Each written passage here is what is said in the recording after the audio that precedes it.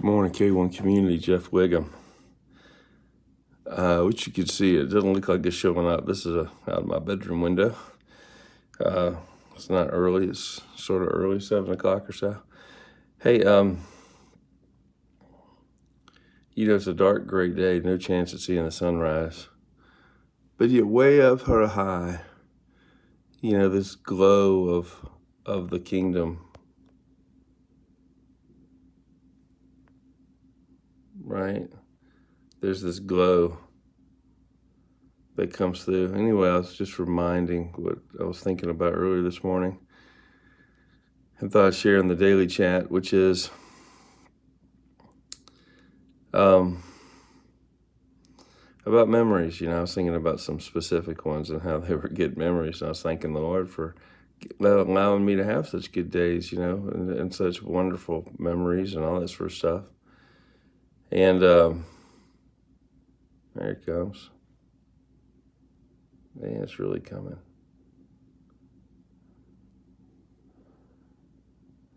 So, matter of fact, it gets so bright, it's blinding it. I was thinking about moving the camera to put that pine tree in front of it to another window. And so then I was thinking about treasures in the kingdom, of course. I think a lot of, it says we're clothed in our righteous acts, that's those white garments. And basically all our stuff gets tested, right, with fire. So if it's wood, hay, and stubble, it gets burned up, right? And that's for a believer. We don't get burned up, but a lot of the stuff that we did, if we didn't, could easily be burned up. But the gold and silver and precious stuff, the true valuable things, the good things, they're not going to get burned up. They're going to be purified and revealed. And so I look back and think, like I was thinking of these good memory of regarding, anyway, just my son, honestly, just when he was younger, had a nickname that he's going back to, and I remember back when I was calling it, he was so young. I was sharing a lot of good times with him. And so those things are going to last forever, that's what we're going to take forward. We're going to take that, we're going to take relationships in Christ forward, right? There's going to be a lot of stuff that we're going to take forward that's going to survive this world. It's going to be a part of our comfort. We're going to enjoy them, right? I don't think Lazarus, when he went to heaven, not the Mary, Martha, Lazarus, but the Lazarus and the rich guy was uncomfortable. But Lazarus, no doubt, was comfortable, right? Because he's getting his comfort, because the rich guy has already had his comfort in the earth. He had already had his me time. Now Lazarus was getting his. Well, I think a lot of that comfort is going to be love. Love of the Father, Abraham, all this extended family, but probably love of the people that he really loved that had these godly relationships. And he's probably comforted by a lot of things. Not only, obviously I think that there is a literal point in time, even though I know God's beyond time, but I still think there's a linear point in time that is a judgment seat. That will then really rewards. The good ones and the bad ones will be handed out. But so I think what I'm saying has a lot of sound theology behind it, but there's nowhere in the Bible that says, hey man, your memories are going to be your treasures, right? In some way they are, because God commemorates things. As I'm thinking it through, I'm like, wait a second.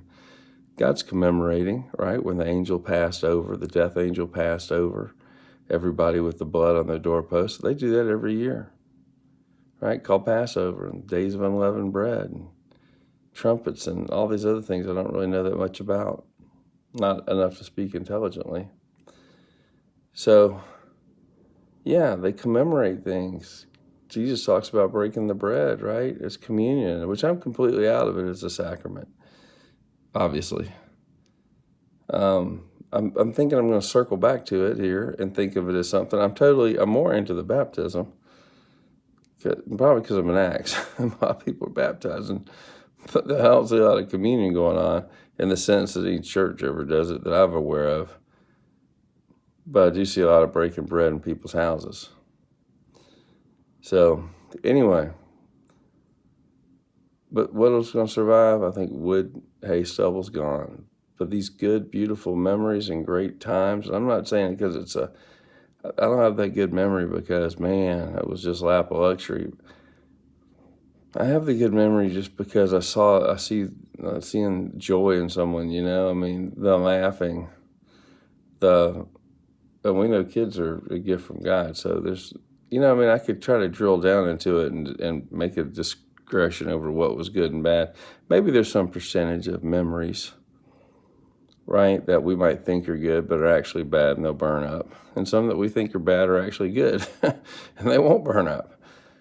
But you know what I'm saying? It's a simple thought, and I'm not going to keep rambling, but we're storing up treasures in that way too. I would say let us exchange our cankered gold, our dependence on this world that reflects our repentance, our dependence and love of this world.